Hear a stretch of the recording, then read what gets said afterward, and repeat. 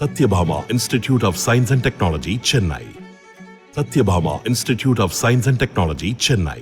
நடிகர் பாக்யராஜ் நடிகை பூர்ணிமா காதலித்து திருமணம் செய்தது அனைவருக்கும் தெரியும். ஆனால் பூர்ணிமாவுக்கு முன்னரே ஒரு நடிகையை காதலித்து பாக்யராஜ் திருமணம் செய்து கொண்டார். இவர் கே. பாலச்சந்தர் இயக்கத்தில் மன்மத லீலை படத்தின் மூலம் அறிமுகமானவர்.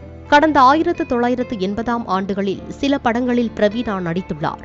சினிமா துறையில் நடிகர் பாக்யராஜும் பிரவீணாவும் தங்களுக்கென்று ஒரு இடத்தை பிடிக்க போராடிய காலகட்டத்திலேயே இருவருக்குள்ளும் நல்ல நட்பும் காதலும் ஏற்பட்டுள்ளது. நடிகர் பாக்யராஜுடன் பாமா ருக்மணி என்ற படத்திலும் பிரவீணா நடித்துள்ளார். தமிழில் பிரவீணா நடித்த முக்கியமான படங்களில் பாமா ருக்மணியும் ஒன்றாகும். இந்த படம் வெளியான அடுத்த வருடம் 1981ஆம் ஆண்டு காதலர் பாக்யராஜை பிரவீணா கரம் பிடித்தார். ஆனால் 2 ஆண்டுகள்தான் இருவரும் சேர்ந்து வாழ யமன் விதி வகுத்திருந்தான் போல. கடந்த 1983ஆம் ஆண்டு மஞ்சள் காமாலை நோயால் தனது 25வது வயதிலேயே பிரவீணா மரணமடைந்தார். பின்னர்தான் நடிகர் பாக்யராஜ் பூர்ணிமாவை திருமணம் செய்தார்.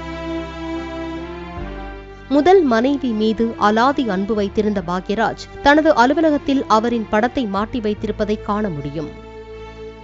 Satyabhama Institute of Science and Technology, Chennai. Satyabhama Institute of Science and Technology, Chennai.